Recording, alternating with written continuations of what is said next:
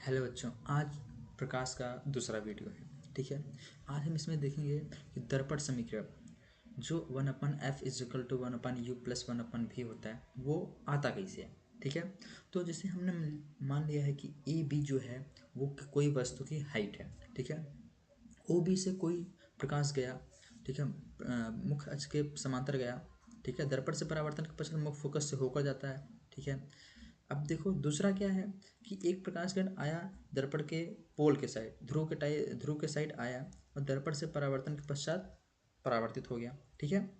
और दूसरा प्रकाश किरण क्या है, दर्पण के वक्रता केंद्र से होकर जाता है। जो प्रकाश किरण दर्पण के वक्रता केंद्र से होकर जाता है दर्पण के से परावर्तन के पश्चात अपने मार्ग पे वापस लौट आता है। ठीक है। अब देखो, अब कैसे हम प्रूव करेंगे। ठीक है। जो वस्तु रखी जाती है, जैसे मान लो यहाँ पे ए बी वस्तु की हाइट है। ठीक है। वो दर्पण से जितनी दूरी पे रखा जाता है उसे क्या बोलते हैं, उसे बोलते हैं यू। ठीक है। और जितनी दूरी पर प्रतिबिंब बनता है उसे क्या बोलते हैं, भी। ठीक है। बट ध्यान देना, यहाँ पे प्रतिबिंब बाएं साइड बन रहा है इसीलिए भी की वैल्यू माइनस होगा और यू भी, यू तो हमेशा माइनस होता है। ठीक है।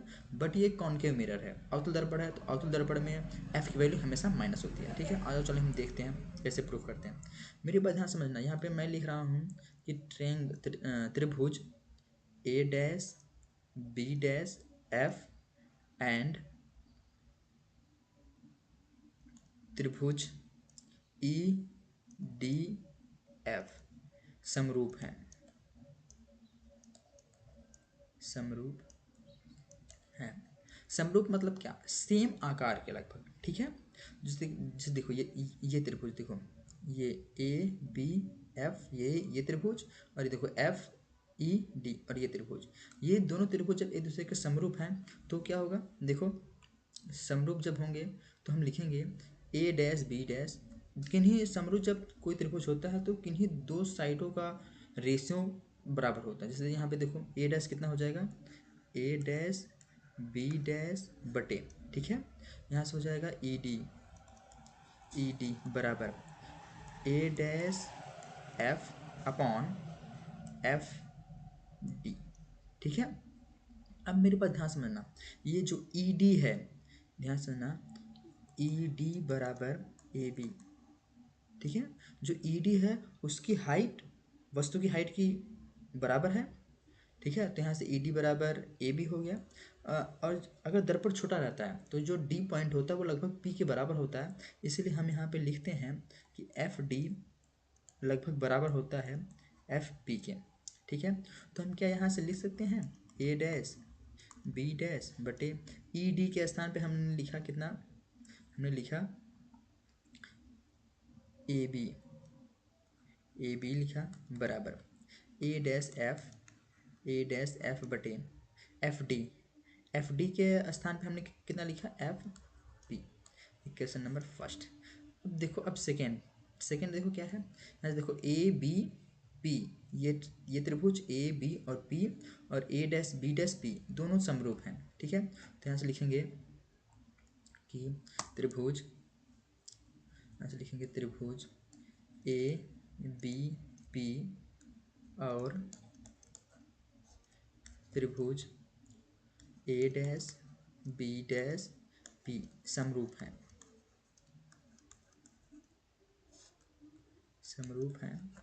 तो यहाँ से क्या लिखेंगे, ए डैश बी डैश बटे, यहाँ से देखो ये ए डैश बी डैश बटे कितना, A B, A dash B dash बटे ए बी बराबर देखो कितना होगा, ये ए डैश पी बटे ए पी, यहाँ से कितना होगा, यहाँ से हो जाएगा A dash P upon A P. Equation number second. ठीक है। अब देखो इक्वेशन फर्स्ट और सेकेंड दोनों का बाएं साइड वाला इक्वेशन बराबर है कि नहीं। अगर दोनों का बाएं साइड वाला इक्वेशन बराबर है तो दाएं साइड वाला इक्वेशन बराबर होगा। तो हम लिखेंगे यहाँ से समीकरण एक और दो से, एक और दो से क्या हो जाएगा, यहाँ से हो जाएगा कि ए डैश एफ बटे बटे एफ पी, यहाँ से कितना हो जाएगा बटे एफ पी।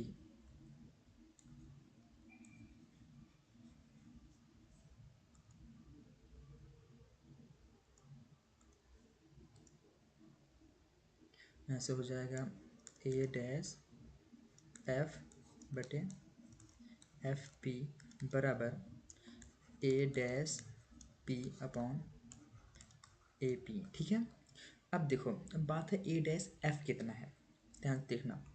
ये डिस्टेंस ए कितना है, ए डैश एफ ना, ए डैश एफ, ये डिस्टेंस, इस डिस्टेंस को क्या मैं लिख सकता हूँ, A dash P minus F P. ये देखो ए डैश एफ ये डिस्टेंस हुआ, और इसको मैंने लिखा यहाँ से लेके यहाँ तक total distance minus F P. ठीक है, तो ए डैश एफ को लिख सकते हैं हम A dash P minus F P. तो ए डैश एफ को हमने लिखा A dash P minus F P upon F P is equal to A dash P, इसको ए डैश पी ही रखो, ठीक है, अपॉन ए पी। ठीक है, अब देखो, देखते हैं क्या क्या है। देखो ए डैश पी क्या है, ए डैश पी ये किसकी वैल्यू है, भी की वैल्यू। ठीक है, और ए पी कितना है, ये यू की वैल्यू है। ठीक है, और एफ पी कितना है, एफ है। ए डैश पी कितना होगा, ऐसा हम लिखते हैं ए डैश जो पी है उसकी वैल्यू है माइनस भी, और एफ पी जो है उसकी वैल्यू माइनस एफ है, माइनस एफ है। ठीक है, और जो ए पी है उसकी वैल्यू कितना है, माइनस यू है। ठीक है, ये तीनों वैल्यू इस इक्वेशन में पुट करते हैं। ठीक है, इस स्टार वाली इक्वेशन में पुट करते हैं, देखते हैं कितना आता है। ए डैश एफ कितना है, माइनस भी है, माइनस एफ पी ये है ना, ये इसकी वैल्यू है माइनस एफ, तो यहाँ से लिखेंगे minus f upon F P minus f is equal to A dash P कितना है, ए डैश पी कितना minus v upon A P कितना है माइनस यू, माइनस यू। तो यहाँ देखो कितना आ जाएगा, minus v minus minus plus, plus f upon f is equal to minus minus plus v upon u. ठीक है, इतना हो गया।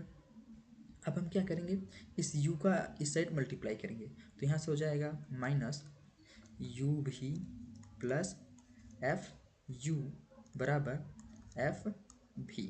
ठीक है, अब कितना होगा, अब कितना होगा, देखो यू भी को उस साइड लेके जाओ, यू भी को उस साइड लेके जाओगे तो ये कितना हो जाएगा, एफ यू माइनस एफ भी बराबर यू भी। ठीक है, अब क्या करो, बोथ साइड में यू भी से डिवाइड कर दो। ठीक है, जब बोथ साइड में यू भी से डिवाइड करोगे तो यहाँ से हो जाएगा एफ यू अपॉन यू भी माइनस एफ भी upon u v is equal to u v upon u भी। ठीक है, यहाँ से यू कट जाएगा, यहाँ से एफ इस साइड भेज दो, यहाँ से कितना बचेगा, one upon v minus one upon u is equal to one upon f. ठीक है, यहाँ से ये हो गया, बट मेरी बात ध्यान से सुनना। ठीक है, यहाँ पे देखो, यहाँ पे f की वैल्यू माइनस है। ठीक है, ये f की वैल्यू माइनस है, तो यहाँ पे हो जाएगा माइनस माइनस एफ यू, इस साइड आएगा प्लस हो जाएगा ये, और ये हो जाएगा प्लस, ये हो जाएगा प्लस। तो यहाँ से इसकी वैल्यू कितना आ गया, यहाँ से इसको हम ऐसे लिख सकते हैं कि वन अपॉन एफ बराबर one upon u plus one upon v. ठीक है, ये देखो आ गया, इसी को बोलते हैं दर्पण फार्मूला। इसे क्या बोलते हैं, इसे बोलते हैं दर्पण फार्मूला।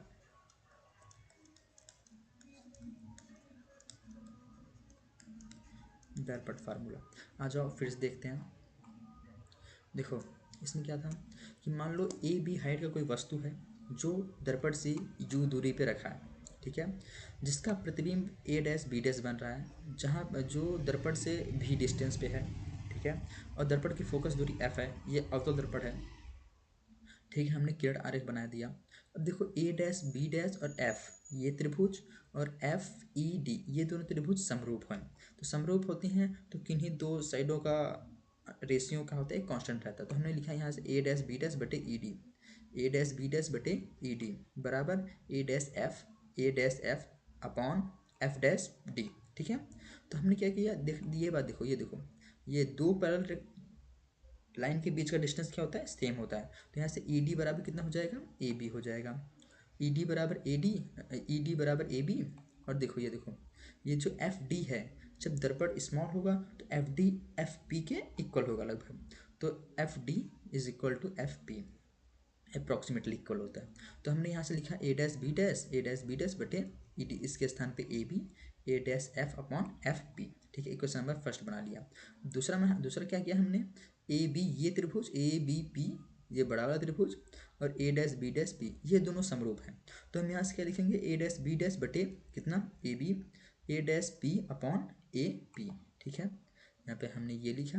देखो इन दोनों इक्वेशन को हमने कंपेयर कर दिया। इसका ये इक्वेशन ये देखो ये लेफ्ट साइड इक्वल है तो राइट साइड क्या होगा, इक्वल होगा। तो हमने यहाँ से लिखा ए डैश एफ बटे कितना एफ पी और A dash P upon A P. ठीक है, अब देखो ए डैश एफ है, ए डैश एफ है, तो इसको तो मैं कुछ नहीं लिख सकता, ये यू भी एफ के फॉर्म में इसको मैं नहीं लिख पाऊंगा।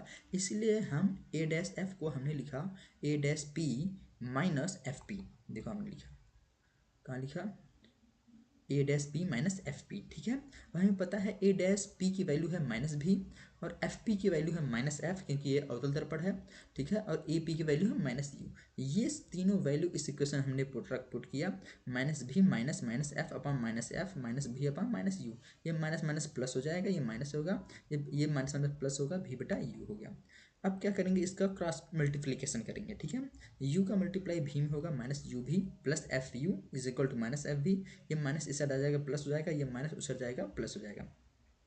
F u plus f v हमने क्या किया, बोथ साइड यू भी से डिवाइड कर दिया।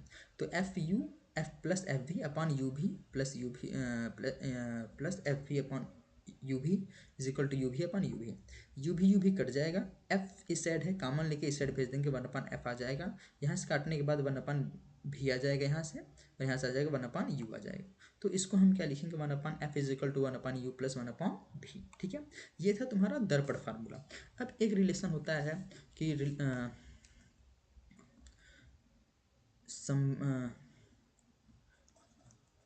Relation between f and r. ठीक है, एफ और आर में क्या रिलेशन होता है। ठीक है, आ जाओ देखते हैं। जैसे ये देखो ये अवतल दर्पण है। ठीक है, ये कोई प्रकाश किरण आई, दर्पण से परावर्तन के प्रकाश किरण आई। ठीक है, दर्पण से परावर्तन के पश्चात मुख्य फोकस से होकर जाती है। ठीक है, और ये क्या है, ये मान लो उसका वक्रता केंद्र है। ठीक है, अब वक्रता केंद्र है। ठीक है, अब मेरे पर ध्यान से, अगर मैं वक्रता केंद्र को इस पॉइंट से मिला देता हूँ,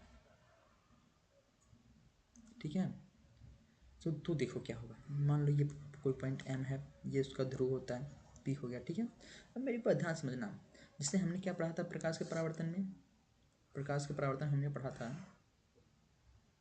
ठीक है, हमने क्या पढ़ा था कि ये जो इससे नॉर्मल होता था, तो ये आपतन कोण आई और परावर्तन कोण आर के हमेशा बराबर होता था।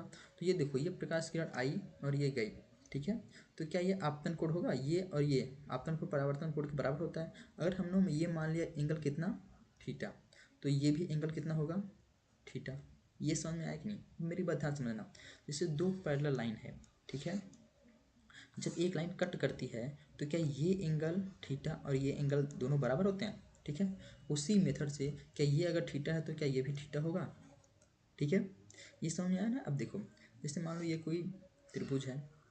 ठीक है, तो क्या ये जो एंगल होता है, ये एंगल क्या इस एंगल और इस एंगल के सम के बराबर होता है। जैसे मान लो अगर ये ए एंगल है, ये बी है, तो क्या ये ए प्लस बी होता है। किसी भी त्रिभुज का बाह्य कोण अपने दोनों सम्मुख अंतःकोणों के योग के बराबर होता है। ठीक है, तो क्या ये जो एंगल होगा, ये एंगल ये इतना प्लस इतना का सम होगा, तो क्या ये 2 थीटा हो जाएगा।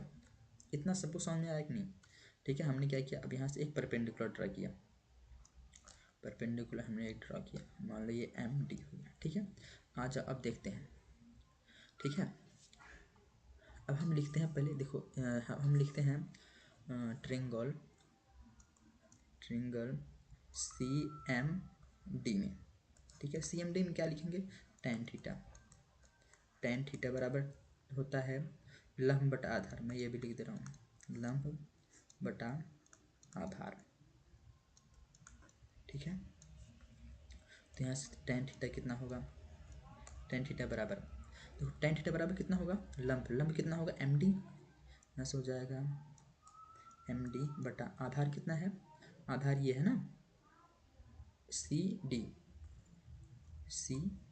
ठीक है।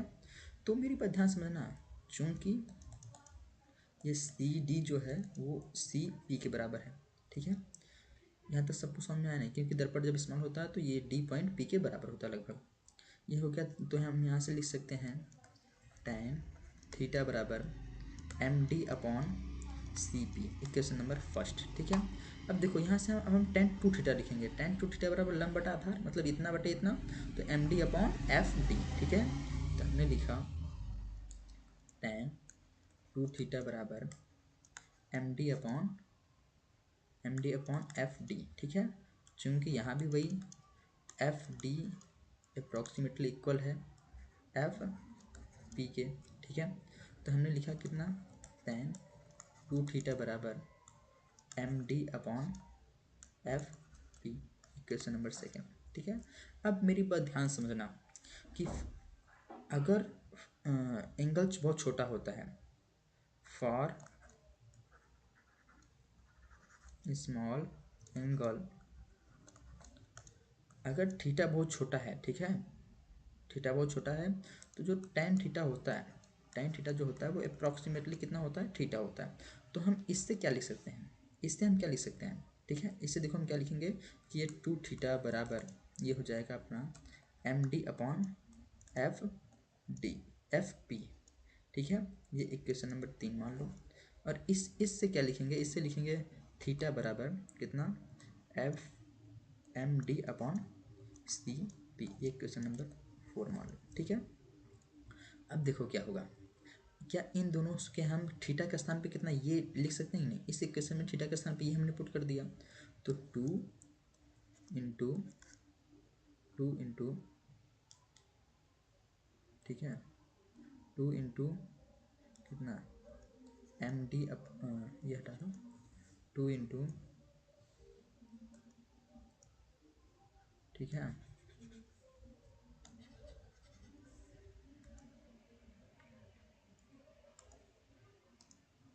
Two into M D upon C P बराबर M D upon F P, ठीक है। तो देखो बोथ साइड से एम डी कैंसिल आउट, कितना बचा, टू अपॉन सी पी बराबर वन अपॉन एफ पी, ठीक है। तो क्या मैं ये लिख सकता हूँ एफ पी बराबर सी पी अपॉन टू, ठीक है। तो मेरी बात ध्यान समझना, ये देखो ये जो एफ पी है, तो जो जो एफ पी है, तो क्या ये एफ नहीं है, बोलो, एफ जो है दर्पण का फोकस दूरी है कि नहीं, ठीक है। और जो ये है इसे क्या बोलते हैं, वक्रता त्रिज्या, इसे बोलते हैं कैपिटल आर, ठीक है। तो क्या मैं एफ पी, देखो एफ पी के स्थान पर हमने कितना पुट किया, एफ, और सी पी के स्थान पे आर, ठीक है। तो एफ पी के स्थान पे हमने पुट किया एफ, कितना पुट किया हमने एफ, ठीक है। और इसके स्थान पे कितना आर बटा टू, ठीक है। तो यहाँ से आ गया एफ बटा r, f is equal to r बटा टू। इतना सबको समझ में आ गया कि नहीं, f is equal to r बटा टू, ठीक है। अब हम क्या पढ़ेंगे, अब हम पढ़ेंगे दर्पण संबंधित कुछ सूत्र,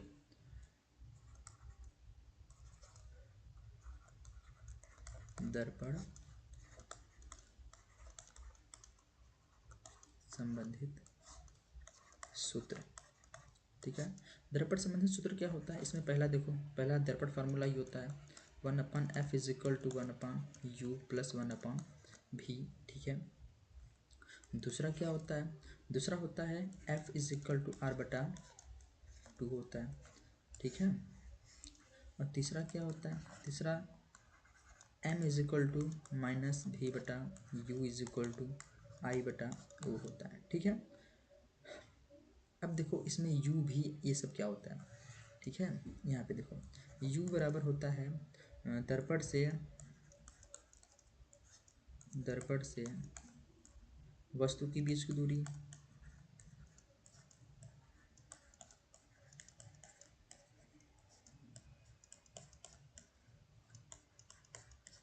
बीच की दूरी। भी क्या होता है, ये होता है दर्पण से प्रतिबिंब के बीच की दूरी।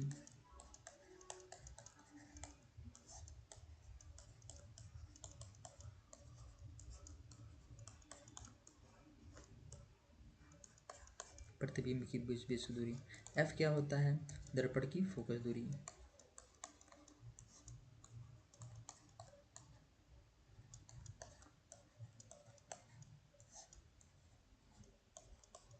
फोकस दूरी, ठीक है। आर क्या है, आर है वक्रता त्रिज्या। दर्पण की वक्रता त्रिज्या।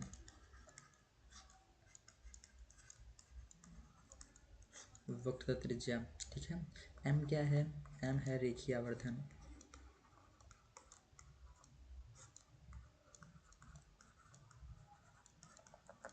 रेखीय आवर्धन। आई क्या है, आई है प्रतिबिंब की ऊंचाई।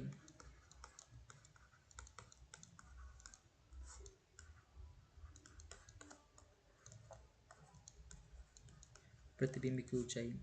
ओ क्या है, वस्तु की ऊंचाई।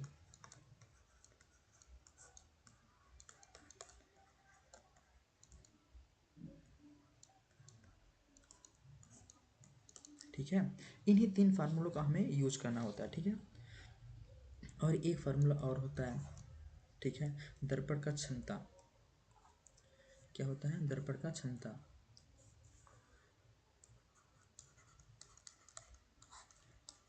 दर्पण की क्षमता, ठीक है, जिसे पी से प्रदर्शित करते हैं।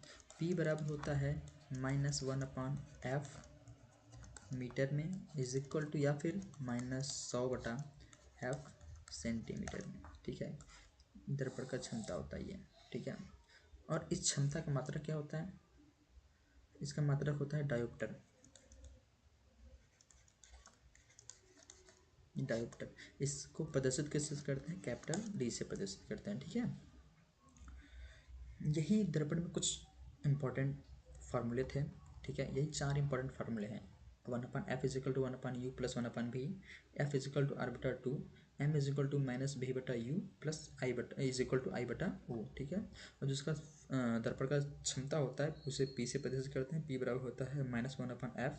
f ये तब के लिए होता है जब फोकस दूरी जब यह हो मीटर में। ठीक है, और होता है इज इक्वल टू होता है -100/f, अगर f किस में हो, सेंटीमीटर में हो। और जो p हो जो होता है उस इसका मात्रक होता है डायोप्टर, और डायोप्टर को कैपिटल डी से प्रदर्शित करते हैं। ठीक है,